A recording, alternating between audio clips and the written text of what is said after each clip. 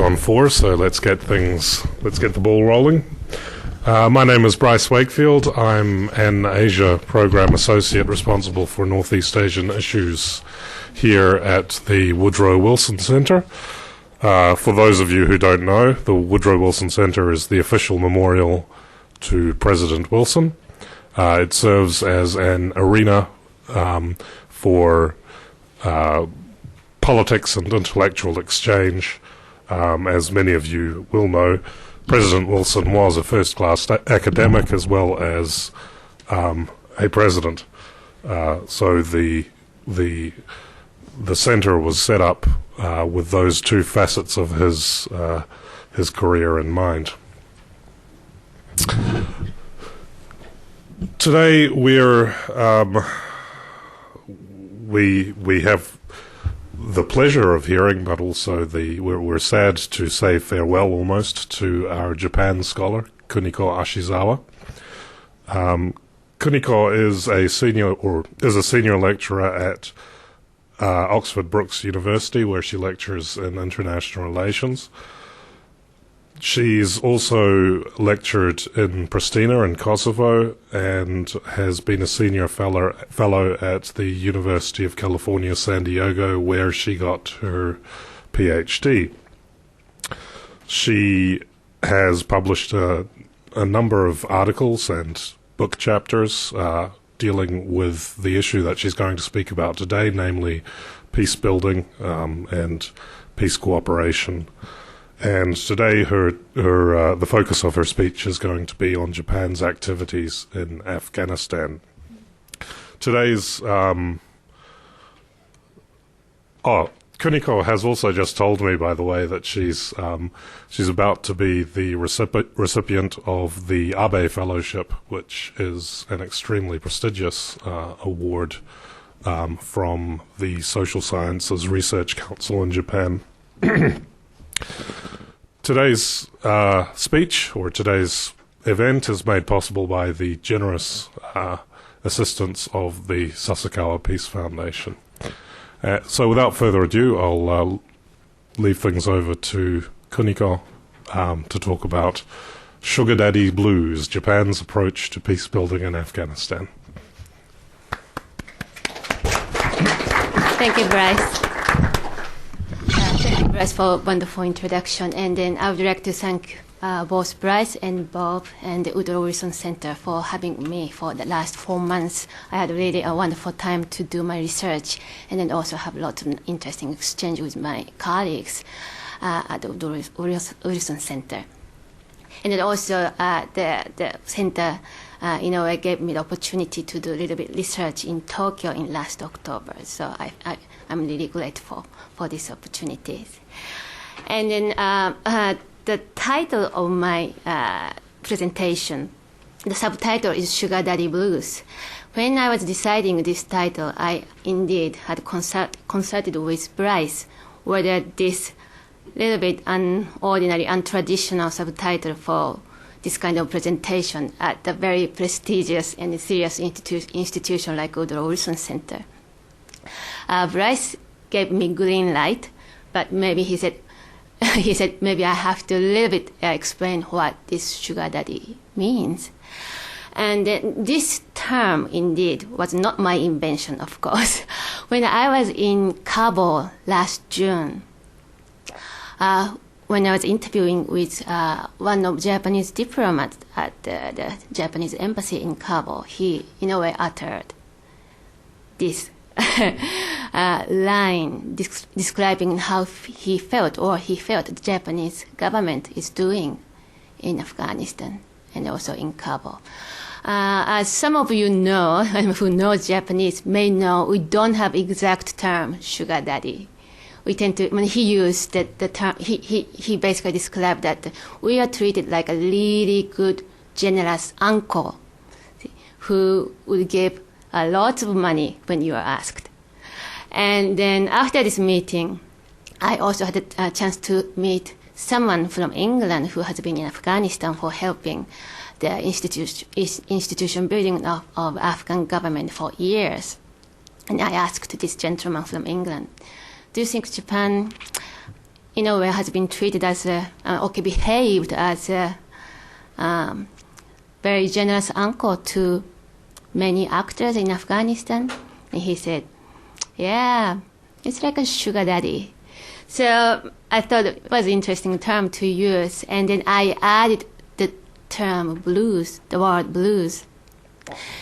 This is not just, I think, that blues, that the feeling of blue is not just about the feeling what I think Japanese diplomats, the Japanese policymakers felt in Kabul. I think this kind of feeling is quite common feeling shared among those politicians, practitioners who involved in Afghan peace building or state building in Kabul. It's a real, I came to learn it's a really, really challenging, very stressful, very difficult task they are dealing with.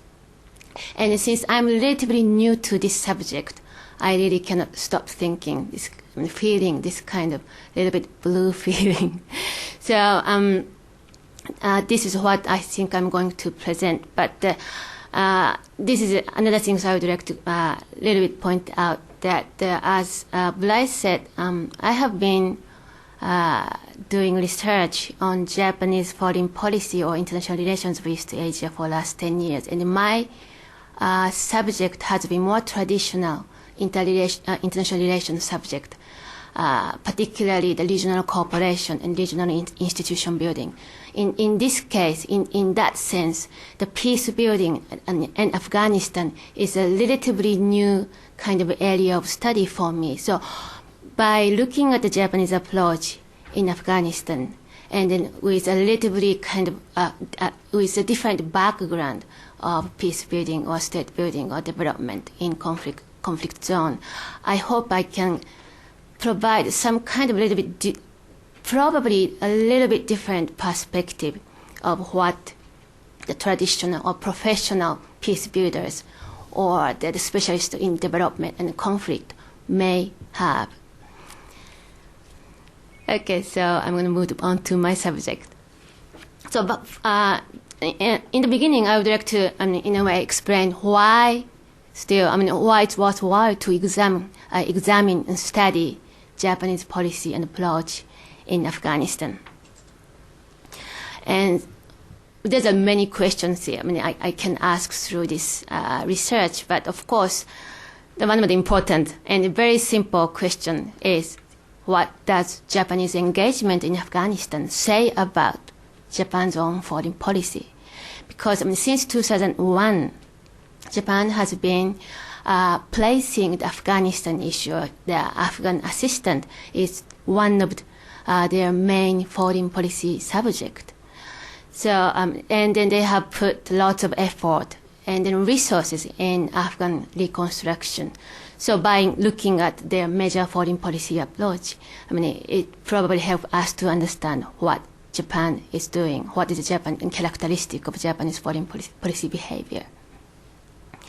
And the second question is more probably general audience. The question is for the general audience, wider audience, beyond the Japanese specialist. And what kind of impact that Japan's assistance has been making on the ongoing peace building and state building effort in Afghanistan. And the simple question is, are they making positive impact or negative impact, or maybe marginal impacts? Those questions I would like to look at.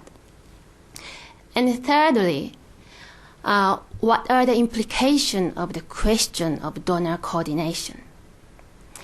I think looking at Japanese policy and practice in Afghanistan may shed light on this so-called donor coordination question. Because as I start looking at this subject and this study, I often came across the term, the so-called the donor coordination, or the idea, the better coordination among donors. See, there's a kind of increasing call among observer and analyst for some kind of better way to coordinate among donors. Also, this idea was suggested by the Afghan government itself. the basic and underlying view of this is because the resources are limited, and the challenge associated with the state building and peace building in Afghanistan is huge. So in a way to maximize all monies and effort spent in Afghanistan, we need to have better donor coordination, better coordination among donors. And then the donor coordination could be some kind of effort to coordinate or to design the all individual program, assistance programs by in each countries in a more coherent and then also a timely and sequenced manner. It really sounds beautiful if you read this kind of argument in the paper. But my question is, how exactly this kind of donor coordination can be practiced, or how is it possible? So by looking at Japan as now, which has now become the second largest donor, a financial donor in Afghanistan, probably that would help a little bit us to understand the question of the donor coordination in Afghanistan.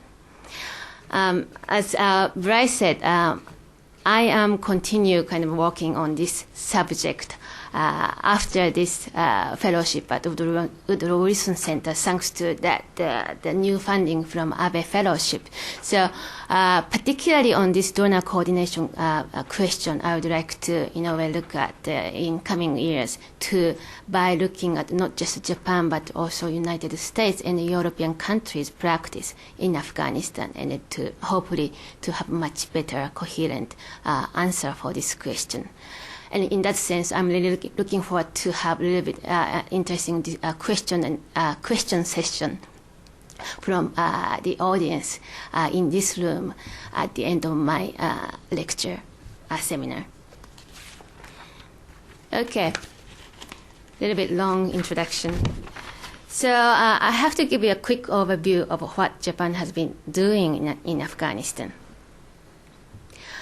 From 2002, but beginning of 2002, Japan has been surprisingly indeed taking interesting leadership in the Afghan reconstruction activities, or the international assistance to Afghanistan. As you may remember, Japan organized the first major international conference on reconstruction assistance to Afghanistan in January 2002. You see the picture of Prime Minister Koizumi at the time, and he led the interesting leadership to do this. And then at the time, Japan pledged 500 million contribution in next 2 years. And then also, as a host country, they were able to secure the total of the 4.5 billion pledge from the all participants at the time. And through this conference, Japan became the so-called lead country for the DDR program. DDR means the one of the security sector reform program, and then which stands for the demobilization, disarmament, and reintegration of former soldiers and militants. And after this conference, Japan also organized 3 international conferences on this DDR programs. So these conferences tend to be were a little bit smaller than this major Tokyo conference, but still they kind of exerted their interesting leadership to mobilize the donor countries to support the Afghan reconstruction. At the same time, the Japan also contribute the militarily, not for the fighting, but to support for the so-called Operation of Enduring Freedom in the Indian Ocean by NATO and by the United States and some other NATO countries, which conducted the so-called counterterrorism operation in the region. Their support was basically the refueling support, so more logistical support for those the forces in the Indian Ocean. Between 2007 to 2010, So there was a 3 years duration of support. Japan contributed the total of 105 million the US dollars to spend for this kind of support. But it was ended at the beginning of 2010. And finally, this must be a little bit fresh for your memory. The last November 2009, Japan made another big pledge for the Afghan assistance, the reconstruction assistance for Afghanistan. They pledged that they would assist up to the $5 billion in next 5 years. So that was a big major announcement that Japan made, and this $5 billion pledge in a way set Japan, upgraded Japan to the second largest financial donor in Afghanistan, probably in coming 5 years. So overall, Japan's involvement has been, in a way, by no means marginal. Indeed, it took a rather unusual leadership from Japanese standard in international cooperation on Afghanistan's reconstruction, particularly in early years.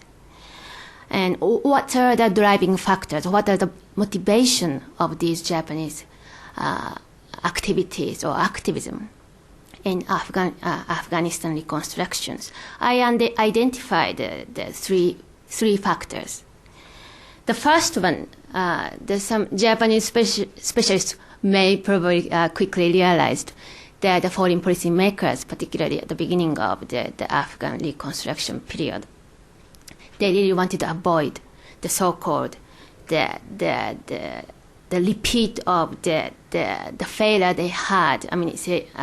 They had during the first Gulf War. It is called the so-called Gulf War syndrome, but during the first Gulf War, which took place in 1990, Japan contributed the total $13 billion US, but did not commit any militarily to the operation in Iraq. And then diplomatically, they had a little bit kind of embarrassment experience because they were criticized by not sending any military forces to Iraq, and then they were criticized as a so-called checkbook diplomacy. The money came too late, and then although 30 billion was a huge amount of money, but the appreciation by the international community and the United States, and then also Kuwait, was not as big as the Japanese government expected. So the Japanese government did not repeat this embarrassment at the beginning of the reconstruction period of Afghanistan. So they wanted to take quick action to show their support for the U.S. activities and as also the international cooperation activity toward the Afghan reconstruction. And secondly, the Japanese government has been regarded that the international peace building or peace building in general as one of the main foreign policy arena, foreign policy agenda since late 90s. It was not. It started looking at peace building as one of their major foreign objectives before the Afghan reconstruction. And they usually refer to their activities in Cambodia and in East Timor as one of their the big support for the so-called peace building, international peace building area. The Japanese government saw the peace building. Maybe I have to give you a little bit the definition of peace building. And peace building is a relatively new term in international political discourse, and which was originally kind of put forth in the discussion at the United Nations level. And basically it said the peace building is a more like a holistic approach for the ultimate international peace and stability. You have to, in order to help the so-called the conflictual countries, weak countries, you have to help not just militarily, but also you have to help their development and state building and in governance and institution building arena for, in a way, to help to promote, to achieve the more sustainable peace in each region or each country. And for that case, I think Japan saw this kind of term or agenda of peace building as a quite useful concept for Japan to participate, because it would enable Tokyo to use their ODA as a very good tool for this particular policy agenda, and not by sending their military forces in these activities. So participating in peace building in Japan would probably be able to play more kind of visible role in international peace and security arena. And thirdly, of course, this is more like a recent development, but Japan saw their activities in Afghanistan is in the framework, in the context of U.S.-Japan alliance. The Japanese support for Afghanistan in one way to help Japanese relationship with the United States. It's a kind of good way to please their big ally, big brother, to help financially the U.S. activities in Afghanistan. So there are three kind of main factors, the motivational factors behind the Japanese activities in Afghanistan. Okay, so I would like to, look at what is, a Japanese approach or Japanese way or Japanese characteristic of Japanese activities in Afghanistan. One of the quick characteristic you can come across is the almost exclusive reliance on non-military measures. Because of that, the domestic and constitutional constraint, Japan would not be able to send their military force, SDF, in Afghanistan, on the ground of Afghanistan. There's no Japanese military activities in ISAF operation. Also, interestingly, the JICA, which is Japanese counterpart of USAID, Japanese Development Agency, also would not like to send their project, their personnel, and also to conduct their project with military. You mean together with ISAF. As you may know, that the ISAF or the NATO forces has been conducting very interesting project, which is called PRT, Provincial Reconstruction Teams, that bring both military personnel and then development aid workers together. And then sometimes military personnel also have to conduct some kind of development reconstruction assistant on the ground. The Japanese aid workers from JICA would not be involved in this particular area of activities.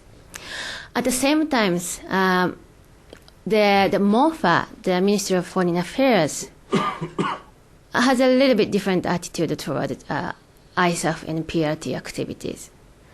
The MOFA is seeking to do some kind of financial contribution to those NATO forces who are involved in PRT activities in Afghanistan. And then also MOFA send 4 individual personnel to the one PRT program, which is led by Lithuanian. So there's a really small kind of limited activities involvement in the military arena, military-led development arena. But overall, there's almost non kind of reliance on military measures. The second characteristic of so-called Japanese approach is the large disbursement on reconstruction program, which means if you look at these assistance programs, Japan spent their money. There's a kind of 4 categories that we can see. And from 2001 to 2008, 2009, around 30% of the Japanese assistance went to so-called democratic process and governance, which means, in a way, budget support, direct budget support for the government of Afghanistan, or election support, or media support. Those areas was spent around 30% of Japanese money. Whereas the 20 to 25% of Japanese financial support went to so-called security improvement or security sectors. That include the DDR program, disarmament, demobilization, and reintegration programs. Also police training and then police salary. And then 47 to 50% of the Japanese financial support went to the so-called big reconstruction program, or more, in a way, like more traditional development program that include, of course, infrastructures. That the picture that is shown on this the PowerPoint presentation is that the airport in Kabul, which Japanese government supported for the whole reconstruction of the airport. And then also the agriculture and rural development is another major reconstruction arena. And also Japan also spent lots of money for health, education, and then water management function. Those areas can be kind of considered as a relatively traditional reconstruction development arena, and the Japanese money tend to go to this particular area of the program. And finally, 50% of the Japanese kind of support was directed to the humanitarian assistance. So this is a quick picture of how the Japanese the assistance programs are taking place in Afghanistan. As you see, the so-called Japan-led programs are taking place in 4 areas: the Kabul, Jalalabad, and Bamiyan, and Mazar-e-Sharif. So you can quickly see those are really relatively safe areas in Afghanistan. And then so the amount of Japanese money may be really quite big compared with other donors, but still they geographically they concentrate on these relatively 4 small areas of Afghanistan. The third point I came to across as some kind of important the Japanese way of doing Afghanistan reconstruction is, as I said in the beginning earlier, their emphasis on DDR program, DDR project, which is demobilization, disarmament, and reintegration. I think it seems like Japan came to see this DDR project as a niche of their own, because it was not just Afghanistan. Japan has already involved and supported the DDR project in Cambodia, East Timor, and in Kosovo.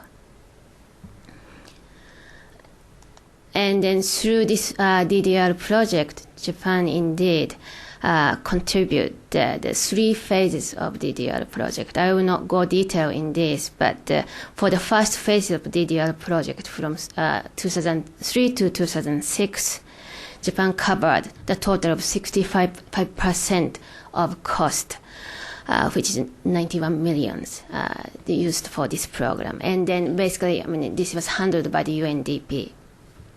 And Japan continued this the new phase of DDR program, which is called DIAG, the disbandment of illegal armed groups, from 2005 to up to, I think, next year.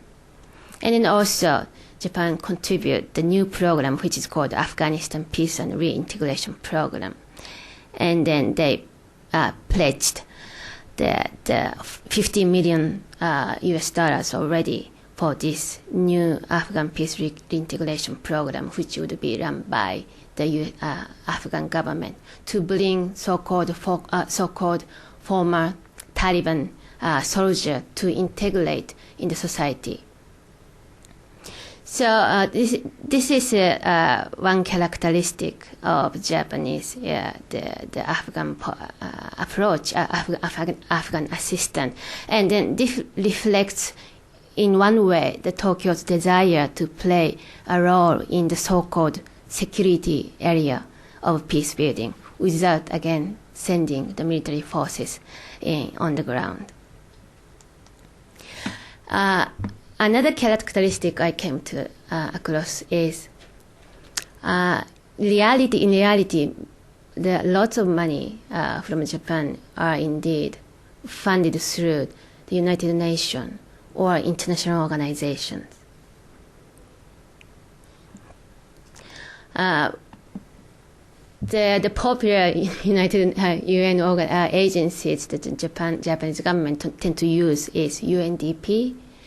The above DDR program, again, as I said, is handled by the UNDP, UN Development Program, but also UNICEF, UNESCO, and then WFP. One of the statistics we kind of gathered with the help of my intern at the Woodrow Wilson Center. Around 43% of Japanese grants to Afghanistan actually went through these international organizations, UN, and then other international organizations. If you compare it with other kind of the channel, about 10% of Japanese funding, particularly for this year, is going through JICA. And then, according to Japanese official, 30% of Japanese funding would likely go directly to the government of Afghanistan. And then probably around 1% of Japanese funding or assistance would go through the international and then also national NGOs. So it seems a quite big reliance on the UN and the international organizations function in Afghanistan.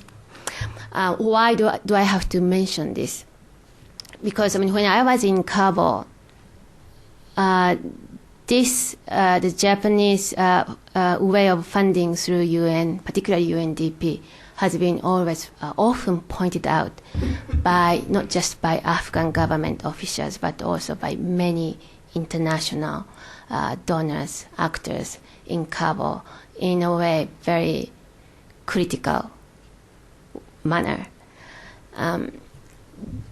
There's a little bit unfortunate things is happening in Kabul. The UNDP, which is big, kind of collaborator with Japanese government, has been struggling to, in a way, bring effective result of their activities. UNDP, because a little bit unfortunate personal circumstance, I think a little bit their problem with leadership, they have been really criticized by many actors in Kabul, and they tend to say why Japan has to fund through UNDP. And then one of the really interesting episodes I had is I had the interview with the head of DFID, which is British counterpart of USAID and JICA in Kabul, and then he said, I asked your ambassador in Kabul, please not use UNDP, because then you are wasting your money.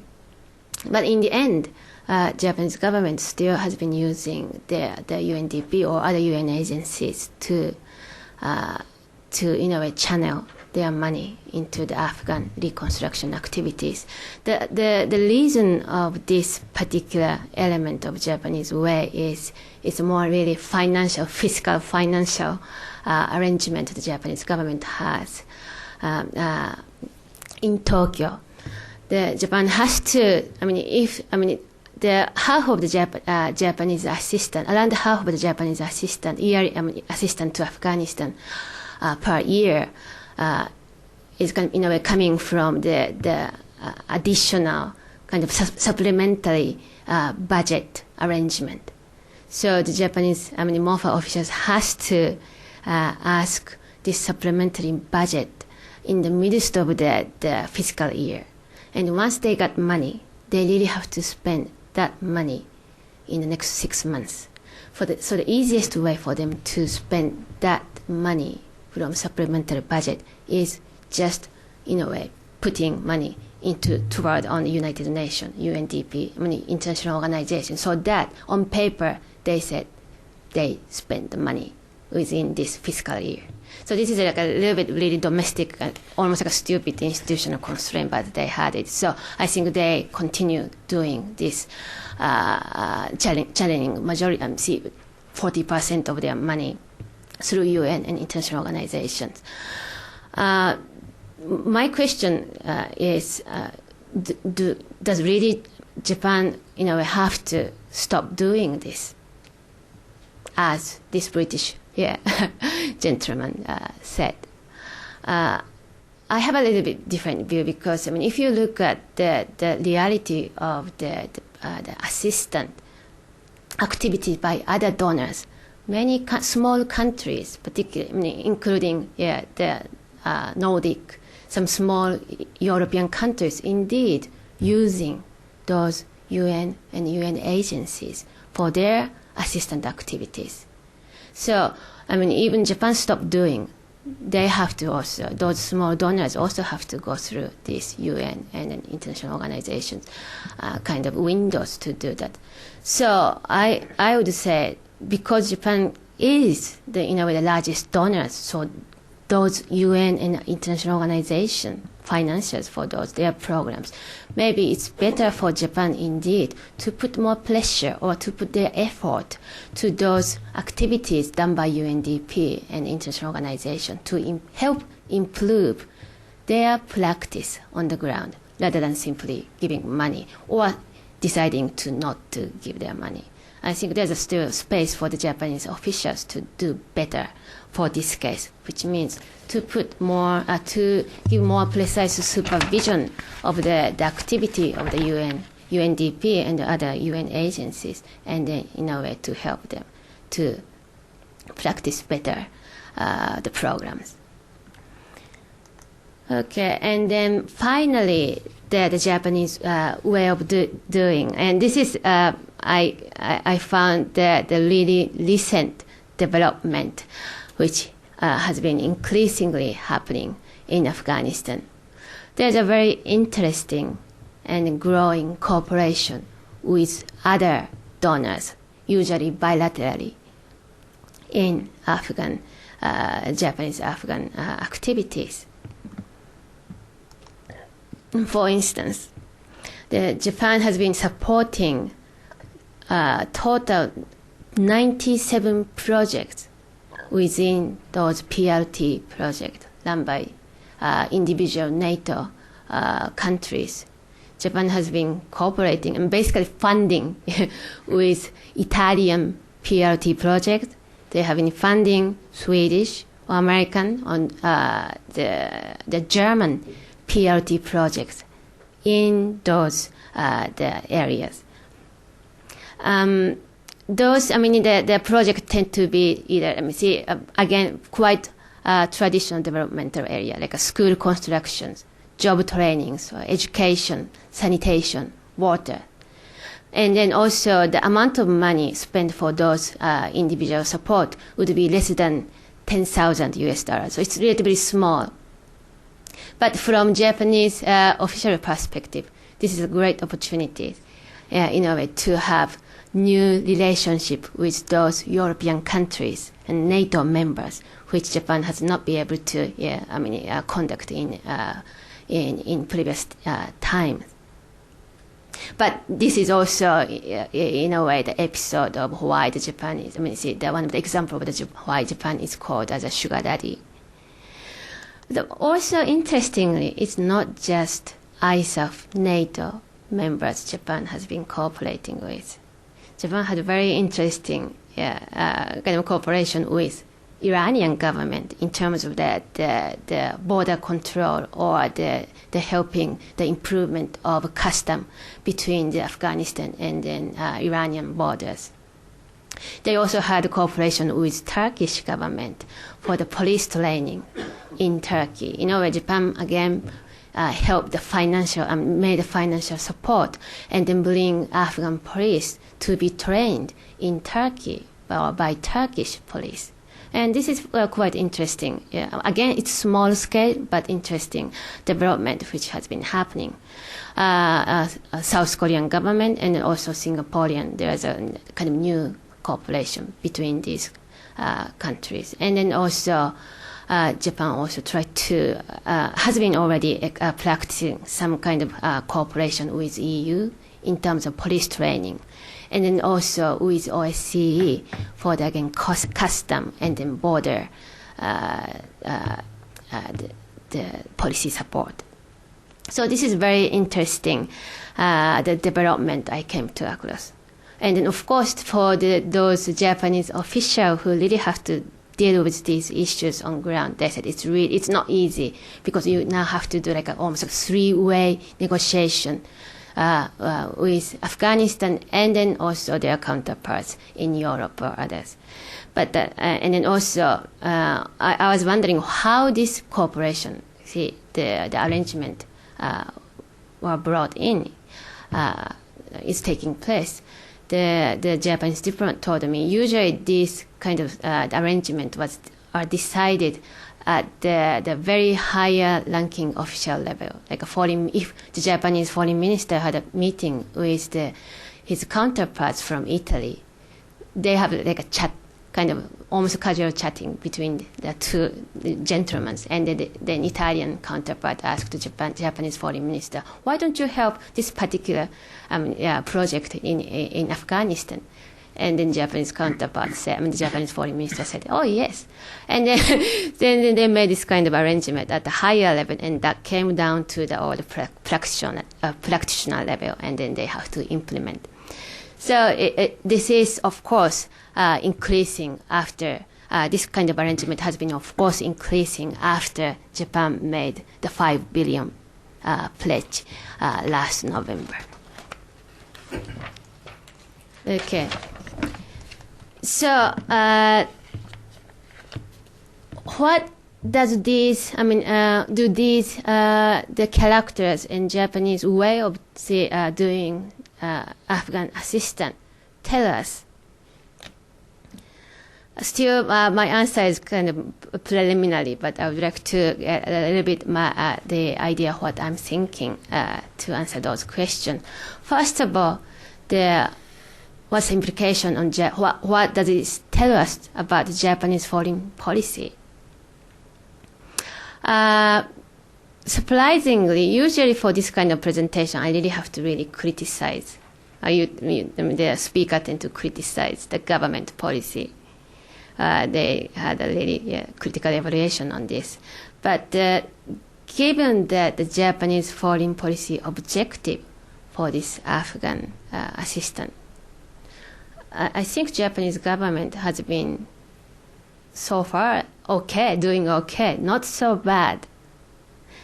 The reason why, because as I said, the Japanese rationales for their involvement in Afghanistan is, first of all, not to be called as a checkbook, not to be criticized by not sending military forces in Afghanistan.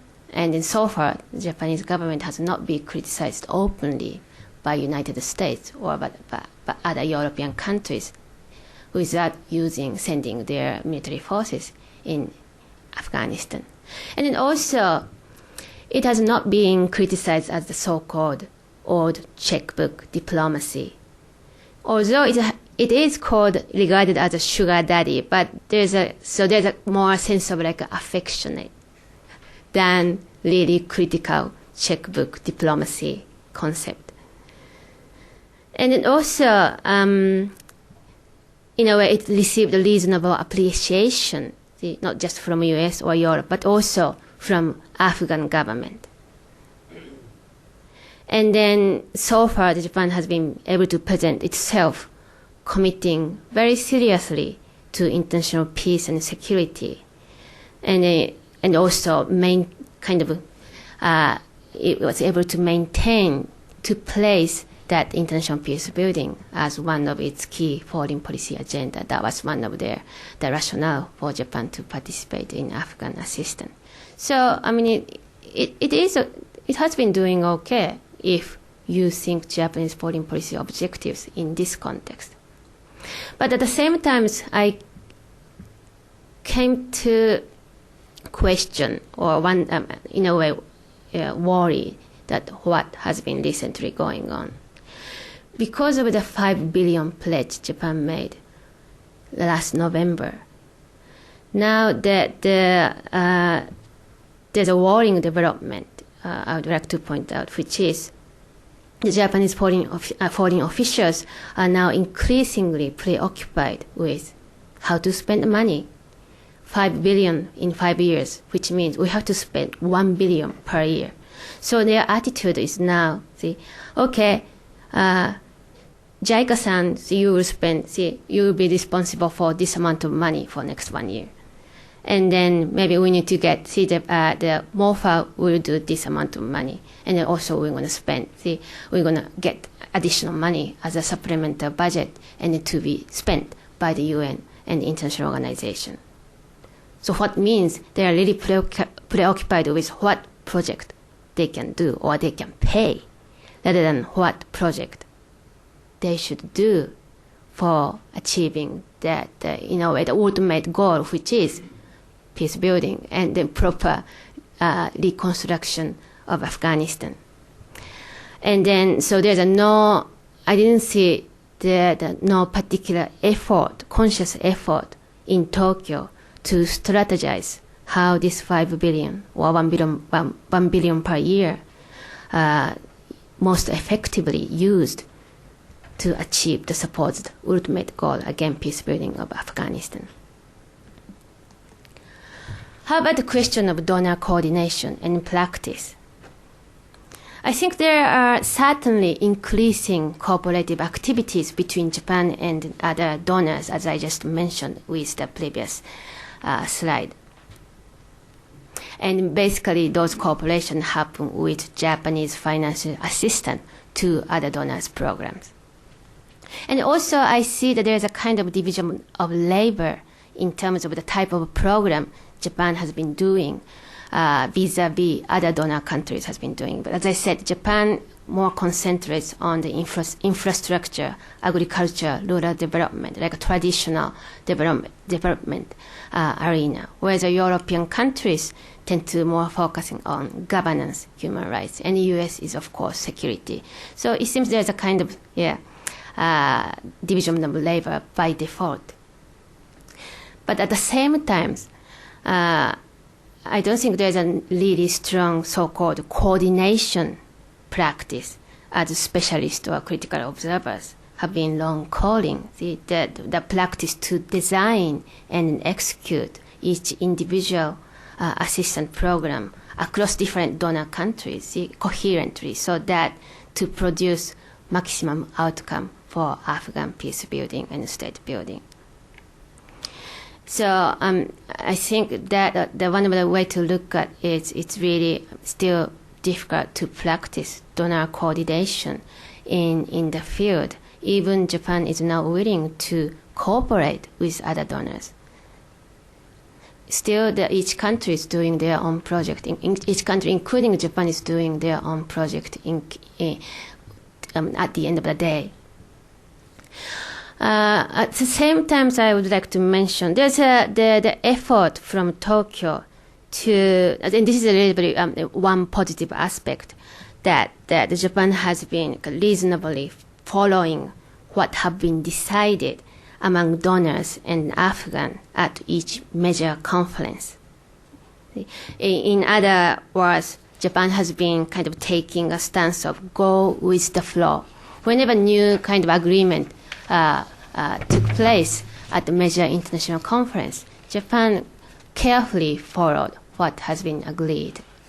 For instance, at the last the conference in July in Kabul, that now Afghan government put forth their own idea to prioritize some particular development project among the different the governance and development project. And then one of the major area that the Afghan government put forth is, of course, infrastructure.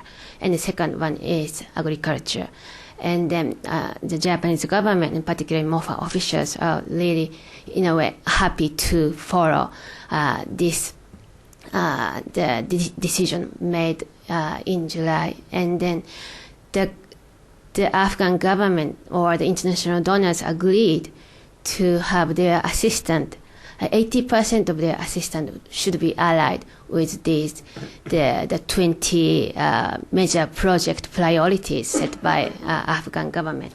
And the Japanese government, the Japanese MOHA officials said, we can indeed do 100%, not just 80%, 100% of alignment with this kind of new agenda set by the Afghan government. And finally, what kind of impact the Japanese assistant in Afghanistan is making on Afghan peace building or state building, so Afghanistan itself? My conclusion is, at the moment, is probably the Japanese assistant does not make big harm than other donors sometimes made, because there's no military force deployed by Japanese government. So, in a way, by default, Japanese assistance did not contribute the so-called civilian casualties or instability, in a way, made by the international forces. And also Japan kind of got limited involvement in PRT project. So, because in the PRT project, sometimes some projects are controversial, placing civilian Afghan aid workers in danger. So there's a really limited involvement from Japanese government in this kind of controversial project. The scale of use of private contractors in a direct manner has been also limited. As you know, the private contractors, the use of contractors also cause lots of the question and problem in Afghanistan. The Japanese use of private contractors, direct one, is still limited. And then also giving the location selection, the conscious selection for the location that the Japanese-led funded project has been taking place. The Japan-funded project would probably unlikely cause civilian casualties. So, it doesn't do particularly big harm in Afghanistan. But at the same time, I would say the impact, the so-called positive impact of Japanese assistance in Afghanistan is probably quite limited, because the majority of Japanese assistants, as I just showed, do not directly deal with the most pressing issues for peace building and state building that probably people agreed in Afghanistan. That is security and then also corruption. And also Japanese government also shies away from kind of important political issues, which is reconciliation and then problem associated with the head of Afghan government, President Karzai. I have not seen Tokyo's kind of attempt to use its 5 billion leverage politically in giving some kind of possibly positive pressure on Kabul for promoting reconciliation or to tackle the corruption problem at the top of the government.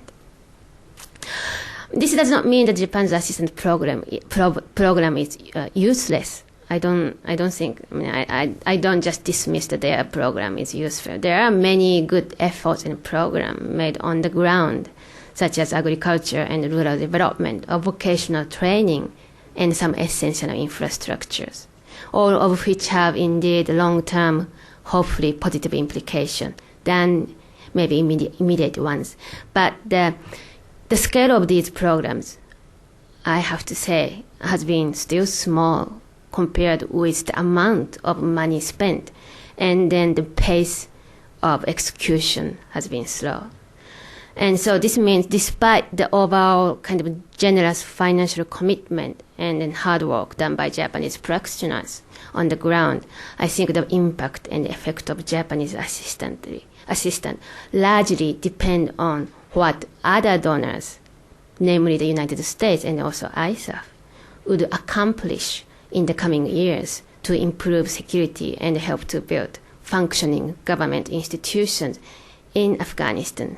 So on the final point, given that the relatively long-term nature of Japanese reconstruction project in Afghanistan, I think it is important for Japan to, in a way, to try to kind of encourage other donors to maintain their commitment and the involvement in Afghanistan beyond the 2014 deadline, so that Japanese funded project could bear fruits for Afghan people in much longer term. Okay, so I should stop this here, and then I will have a question. Okay, great. So standard rules apply. If you'd raise your hand, I'll point to you. Today we're being webcast, so excuse me. So if you could wait till somebody with a microphone comes to you and puts it in front of you. Could you identify yourself by name and institution if you have any affiliation with any? This gentleman over here.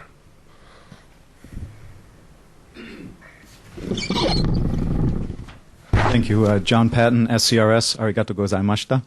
I hate to start right off the bat being contrarian or challenging a couple of points, but if the Japanese government, not you in particular, but if the Japanese government's goal of spending is to spend $1 billion per year, as you said, I would argue that's a failing strategy for a number of reasons.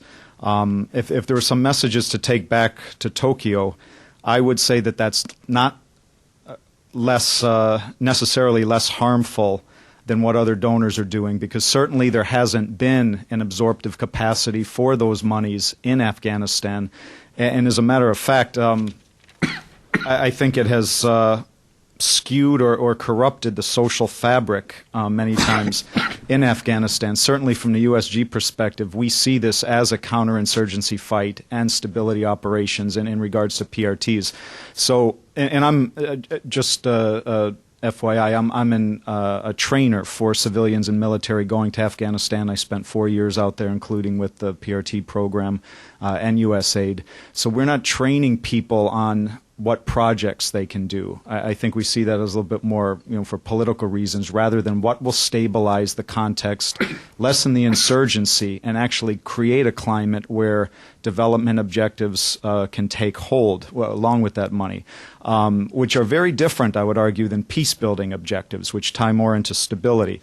If there's one thing I think that would be positive out there, if the Japanese government is looking more to improve practice with that money and improve governance specifically, I believe that's the really the only way we're going to get to addressing some of these very real problems. In regards to the power brokers there that have actually gamed the system, for lack of a better word, to actually to make some of our efforts more negative than in some cases had we done nothing, where in the eyes of the Afghan population, the international community has become a key grievance or a core grievance in this insurgency.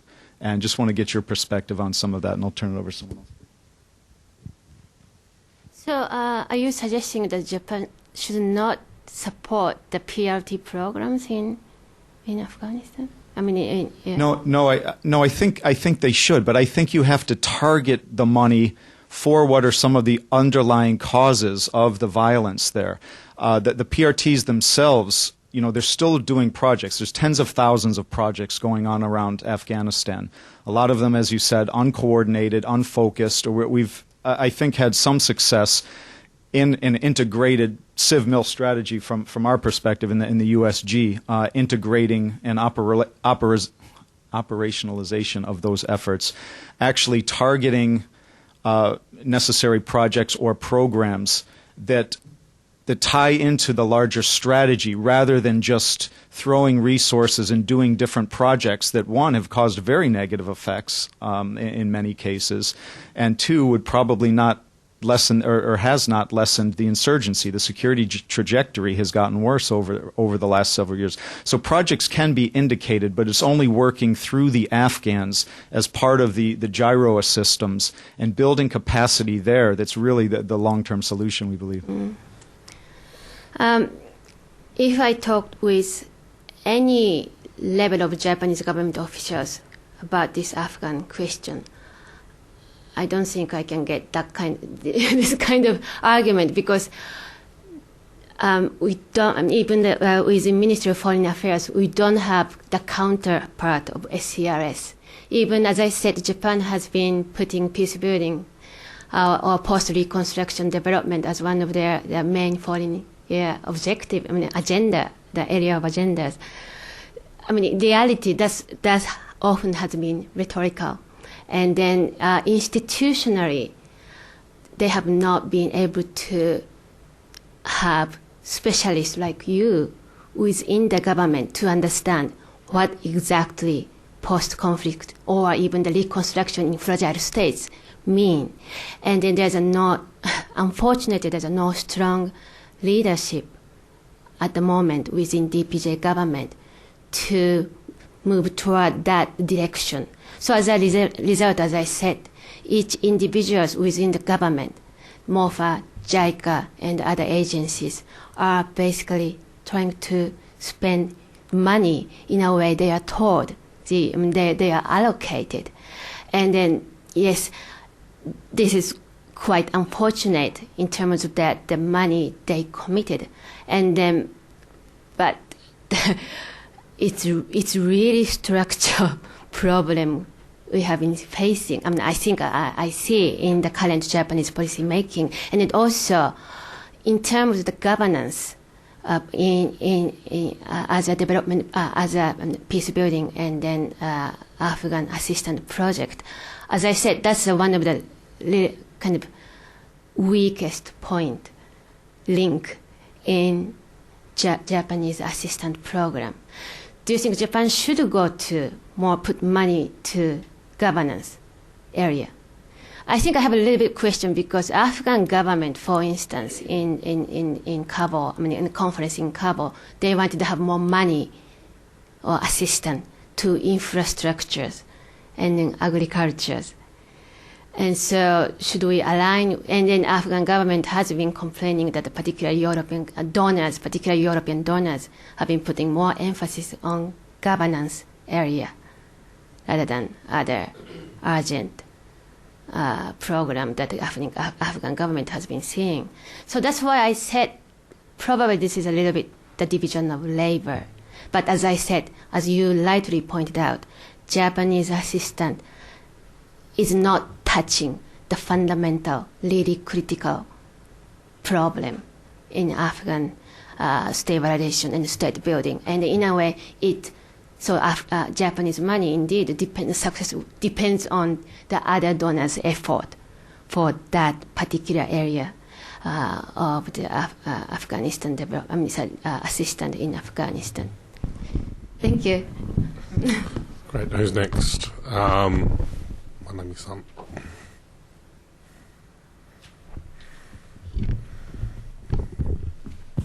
Thank you for your excellent explanation. My name is Manami, visiting fellow of NDU, National Defense University. I'd like to ask you about the civil-military relation or civil-military cooperation in Afghanistan.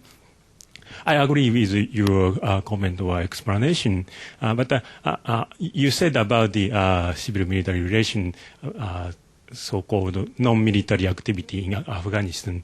But in my image or in my opinion, it's not so. I think that it is civil cooperation, civil activity far from, apart from military. in my memory, because I was working for Ministry of Defense in charge of anti-terrorism activities from 2001 until 2004. At that time, Japanese government don't say that our activity for assisting Afghanistan is non-military. They said that it's a non-military activity, but the Japanese government working get the civil activities and military activity in Indian Ocean were apart from Afghanistan itself together.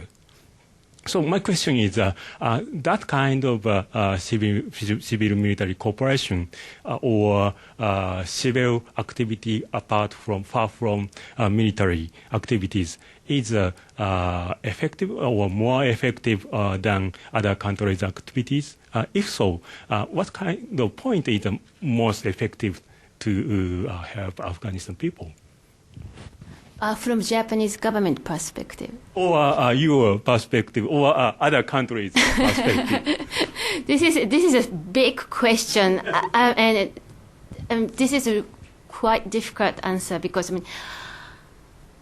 whether civil military cooperation is effective, because I came across lots of criticism, and then the question about civil military cooperation in the field, and then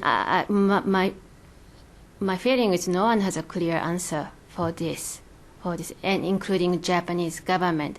The Japanese government also, in one sense, divided. The MOFA officials, the Ministry of Foreign Affairs, of course, wants to more involved in the military activities in Afghanistan.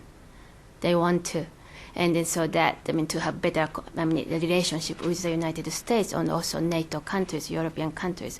Whereas JICA has a clear principle not to involve in military activities or military arena, even including PRT activities in Afghanistan. So it's almost a schizophrenic situation we have. And then also Japanese government, the current DPJ leader, seems to be quite reluctant to have to send military to have military involvement in Afghanistan. Whereas the previous one, the LDP, particularly under the leadership of Prime Minister Koizumi, put a lot of effort to send Japanese SDF in or around in Afghanistan. So as I said, it's really, it's a schizophrenic kind of situation that Tokyo has.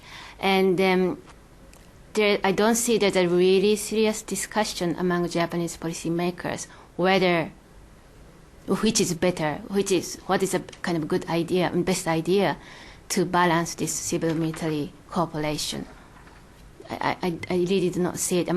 Going back to the previous question, there's not such a strategic thinking or serious understanding of what is going on. I think that may probably the same in many capitals indeed, but so Japan is, I don't think it's a really exceptional case for this case. But as I said, Japanese policy objectives for Afghanistan is not primarily the peace building of Afghanistan. They had a more other objective to have better cooperation relationship with the U.S. and then to present Japan as kind of the responsible country to contribute to the so-called international peace and security questions. Okay, how about on the side here?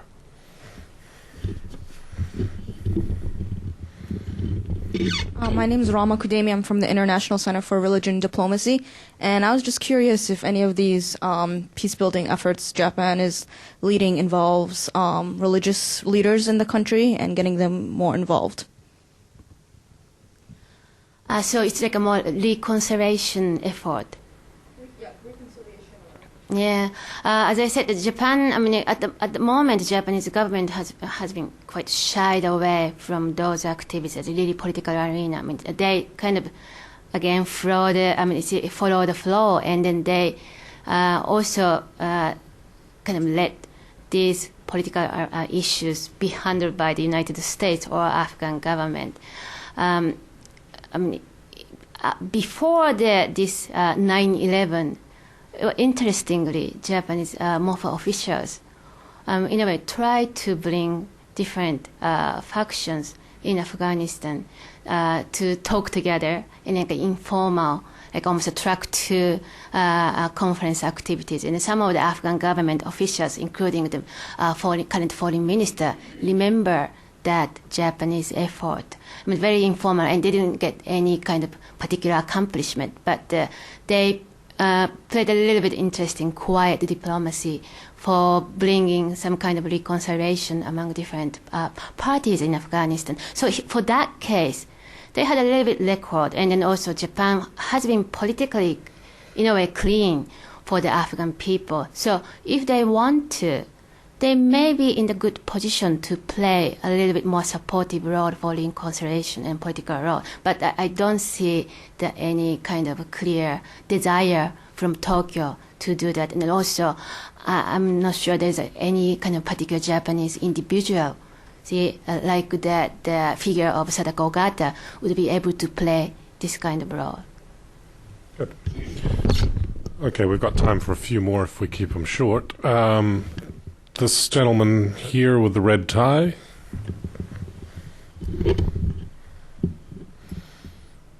Yeah, my name is John Swallow, and I'm a retired Foreign Service officer with USAID and still working internationally quite a bit. And worked a fair amount on the Afghan program until I retired at the end of '03. And then the mission, USAID mission, had me back there 2 years ago. And my questions are these. In how many ministries, if any, does Japan have professionals, or let's call them, for lack of a better word, advisors? And does Japan participate in donor working groups in various sectors, say justice, agriculture, health, environment, education? Do those two things occur? Because of the major donor status, Japan, usually Japanese diplomats were invited for that kind of donor coordination meetings in Kabul. And then, but as you know, those donor coordination meetings tend to be, it's more like tend to be the place for the information sharing. And then to avoid that kind of division, you see, I mean, the overlapping of the location or maybe programs. So they do participate in those meetings, but I don't know whether they are doing very substantive input for those discussions. And partly because although, again, the big financial contribution Japan has been making, the number of the individuals involved in this project on the ground is relatively limited. Japanese embassy has size of like 25 up to 30. That include administrative people. So it's not as big as you expect. And then also the JICA individuals, JICA officers, including contractors, was sent to Afghanistan is around 80 people, and they are scattered around in Afghanistan in those 4 areas. So if you see this way, it's, I mean, I think personal resources are still quite limited. And also, as I said, I mean, I think I'm really getting into this point from these questions. We still do not have really well-informed specialists throughout the government to know about what to do on the ground. And in a way, they are learning by doing on job. It's like a learning on job process. And I think that also likely happening in other countries too. But as I said, there's a North-Steel office, which is, I mean, equivalent to SCRS in Japanese Ministry of Foreign Affairs.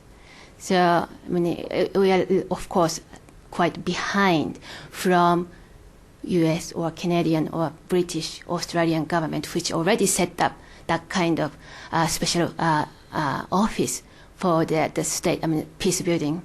American would not like to call peace building, but the stabilization reconstruction specialist. We do not have that kind of office yet.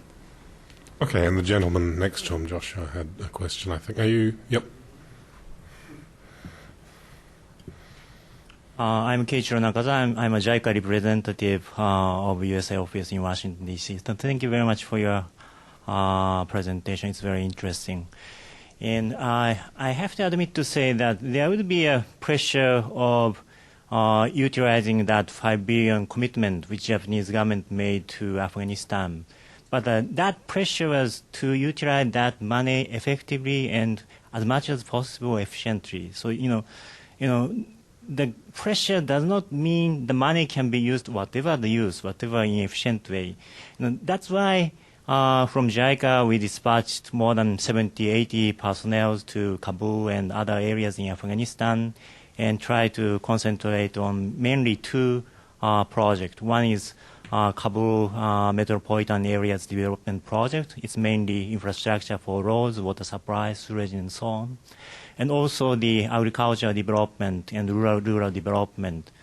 By doing these, implementing these two big projects, we try to introduce sustainable development through the job creation and social stability.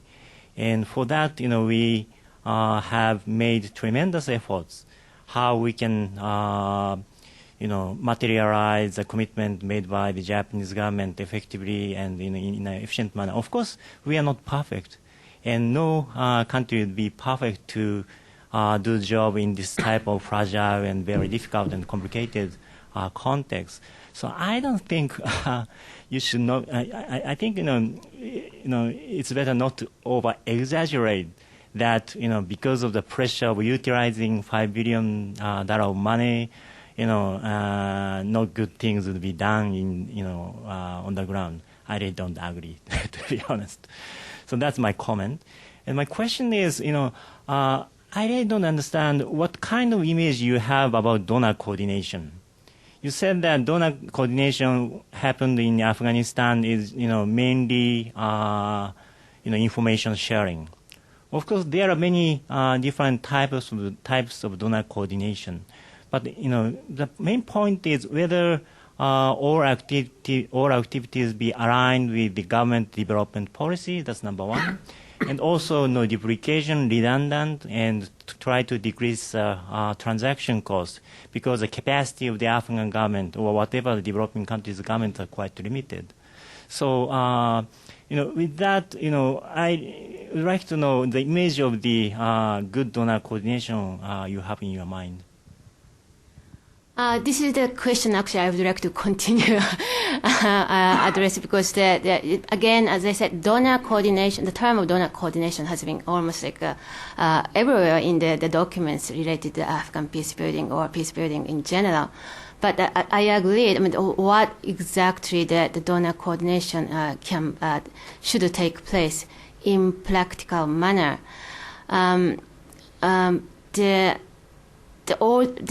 Even the practitioners I have interviewed on the ground, they said donor coordination would never happen. Or we just do information exchange.